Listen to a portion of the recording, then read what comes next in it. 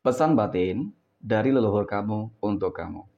Assalamualaikum warahmatullahi wabarakatuh. Hai guys, welcome to my channel. Kembali lagi bersama aku di sini Bang Jono. Seperti biasa pada kesempatan kali ini aku akan kembali general reading. Ide energi umum, energi semua orang bisa saja resonate ataupun bolak-balik dari apa yang kamu alami. Oke? Dari apa yang terjadi di dalam posisi kehidupan kamu. Jangan pernah menjadikan video ini, tayangan ini sebagai acuan. Di dalam kehidupan kamu, jadikan video ini, tayangan ini hanya sebagai hiburan semata. Oke? Hanya sebagai hiburan semata. Ya, anggap aja deh setiap readingan yang sifatnya positif itu sebagai doa, dan setiap readingan yang sifatnya negatif sebagai bahan perbaikan diri ya bagi kita semua. Dan itu semua aku kembalikan pada Tuhan Sang Maha Pencipta dan pada diri kamu masing-masing. Oke, tema kita untuk readingan kali ini ya teman-teman, pesan batin dari leluhur kamu untuk kamu. Nah, pesan batin apa nih? Oke, yang akan kamu dengar. Ya, semesta mungkin sengaja ya teman-teman ya memperlihatkan sebuah energi ini agar kamu lebih memahami tentang hal-hal yang mungkin sifatnya sedikit spiritualitas teman-teman. Mungkin ini ada jawaban atas doa-doa kamu selama ini. Oke, fokus, konsentrasi, dan aku akan langsung mulai menarik energinya dari kartu yang pertama. Dan oke, Bismillahirrahmanirrahim. Pada kartu yang pertama aku punya Four of Wands ya, ataupun 4 tongkat. Nah, 4 tongkat muncul hadir sebagai energi pembuka, dan jika kau fokuskan energi kartu pertama ini terhadap kondisi kehidupan kamu terlebih dahulu. Oke, secara kondisi kehidupan, aku akui di sini teman-teman. Ya, kehidupan kamu saat ini penuh dengan kebahagiaan. Kehidupan kamu saat ini penuh dengan pencapaian. Dan bahkan hal-hal besar lain sepertinya memang sedang kamu rasakan gitu sih. Ya, entah itu mengenai tentang bisnis, pekerjaan, kehidupan asmara, rumah tangga, kesehatan, keuangan, ya, dan lain sebagainya. Oke, nah dari adanya hal-hal ini teman-teman, tentu ini sebuah kondisi kehidupan yang bakal merubah total kehidupan kamu untuk jadi lebih baik, gitu ya. Kenapa teman-teman? Ya bisa jadi kamu akan menjadi orang kaya raya kah, kamu akan menjadi orang kaya baru kah ya. Secara kondisi keadaan sih memang kehidupan kamu akan berubah 180 derajat teman-teman. Nah, lalu hubungannya apa dengan leluhur kamu, dengan pesan batin dari leluhur kamu sendiri teman-teman? Ini, ada The High Priestess. Ya, pesan batin dari leluhur kamu yang aku lihat dari kartu kedua ini adalah, ya, ketika kamu sudah mendapatkan apa yang mungkin selama ini kamu inginkan, ya tentu dong ini harapan kamu selama ini ya. Siapa sih yang tidak ingin sukses? Siapa sih yang tidak ingin bahagia? Yang tidak ingin kaya?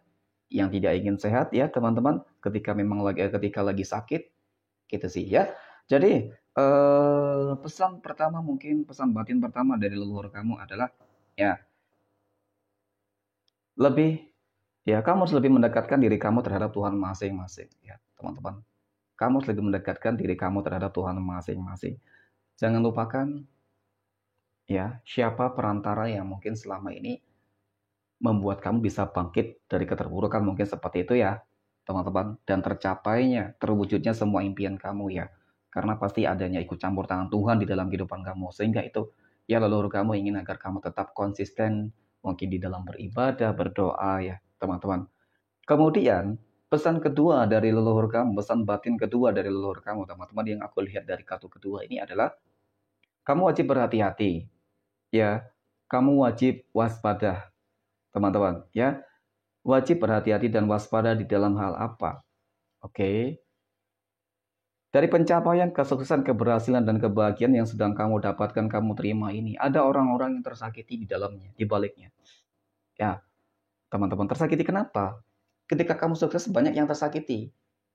Gitu, teman-teman ya.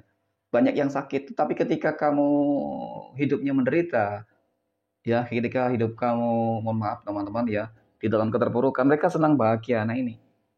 Jadi adanya orang-orang yang tersakiti ketika kamu sukses dan berhasil, ini akan menimbulkan sebuah potensi ya teman-teman. Bahwasanya mereka akan berbuat hal-hal yang buruk dan jahat terhadap kehidupan kamu. Ya, karena ini pesan spiritualitas berarti memang mereka akan melakukan hal-hal yang sifatnya spiritualitas. Ya, oke, mungkin mereka ingin menutup jalan keresahan kamu kah? Nah, itu ya. Kemudian, pesan batin yang ketiga sebenarnya dari leluhur kamu adalah teman-teman ya, jangan pernah menyombongkan terhadap hal apapun yang sudah kamu dapatkan. Ya, dapatkan. Ya, selalu syukuri teman-teman. Itu tadi kembalikan segala sesuatu terhadap ketuhanan kamu masing-masing. Pada pesan pertama. Oke, nah kemudian inilah yang terjadi sebenarnya ya, ketika kamu hidup dalam kesengsaraan kehidupan yang terpuruk, ya banyak orang-orang yang senang. Tetapi ketika kamu senang, bahagia, sukses, berhasil, banyak orang-orang yang menderita gitu teman-teman, sakit gitu loh melihat kesuksesan kamu, mohon maaf. Ya, jadi memang pada poin ini, momen ini harus lebih berhati-hati. Ya, ya pada intinya selalu waspada. Ya, dengan kamu lebih dekat dengan Tuhan kamu masing-masing, itu akan apa ya teman-teman ya, membuat kamu secara nggak langsung akan terproteksi. Ya, kemudian hal-hal spiritualitas kamu akan meningkat. Ya, hal-hal spiritualitas kamu mungkin akan terbuka. Dengan seperti itu juga para leluhur kamu akan dapat leluasa ya, mungkin menjaga kamu teman-teman. Karena ketika kamu dekat dengan Tuhanmu, oke, maka leluhur kamu akan dekat dengan kamu. Tetapi ketika kamu jauh dengan Tuhan, maka leluhur kamu akan menjauh dari kamu teman-teman. Sehingga mereka tidak akan bisa menjaga kamu sepenuhnya gitu sih. Ya, dengan maksimal. Jadi itu pesan mereka. Ya, kemudian dari kata berikutnya aku punya Wheel of Fortune. Nah, mengenai tentang leluhur kamu ya teman-teman. Leluhur ataupun mungkin kodam penjaga ya, sama ya teman-teman, hampir sama sih. Kalau leluhur mungkin itulah kakek buyut kamu ya, nenek buyut kamu teman-teman. Yang memang bukan orang-orang yang sembarangan ya.